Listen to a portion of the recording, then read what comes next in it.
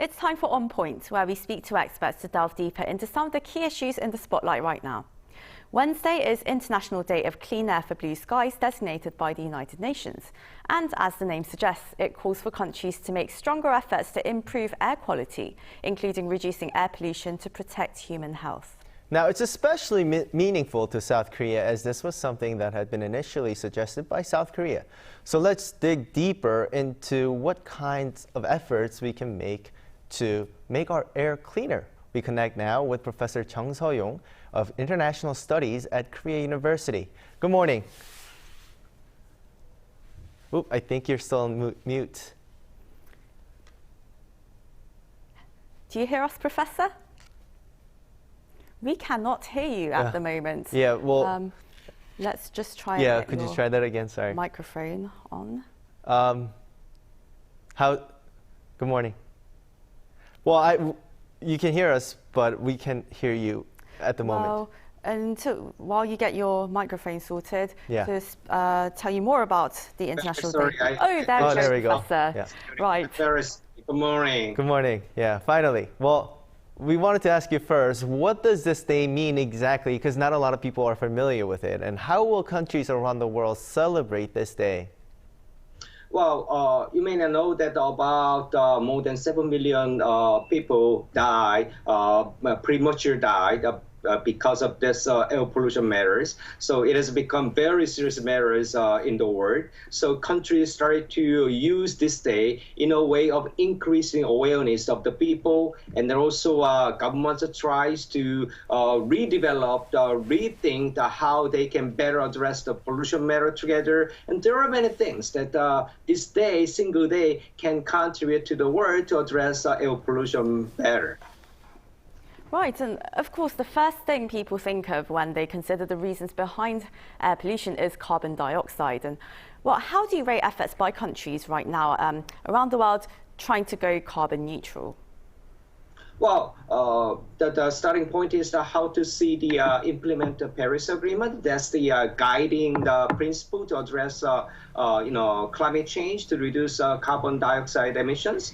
And then based on this, countries may develop their own plans to how to address the problems. In Korea, as we may know, that we have been discussing about whether or not we need to increase the nuclear energy. In the United States, they are very eager to boost the electric vehicles. And then in Europe, they have been thinking about boosting the renewables, but there is an issue of LNG because of Ukraine. There are many different issues. And in the developing world, there are similar and better efforts done by themselves as well. Right, now I wanted to shift focus to South Korea now. So how have fine dust levels been in South Korea recently? Are the efforts working? Well, today we have very clean skies, as you may know, thanks to the typhoon. Because a typhoon just cleaned the air quality yesterday. However, and then also for the last about 2 or 3 years, due to COVID-19, there is a reduced level of the industrial activities in this region of Northeast Asia. So we tended to have a better air quality. However, as we go back to the normal life, and I think that the quality of the air might become the worse again, not only because of the Republic of Korea. Korea has been working a lot, but the wind blows from the west to the east, which means that the matter lies with China. Unless China actually decarbonizes their energy systems by reducing the use of the coal, we will continuously face the problems in Korea. So question is how much we can work together with the neighboring countries, especially China, to reduce this air pollution matters. And of course, we can't just isolate one aspect of the environment. And I know for you, it's more than just air quality. You've been talking for a very long time about the state of the world's oceans. And well, what can you tell us about global cooperation to keep our oceans and seas clean?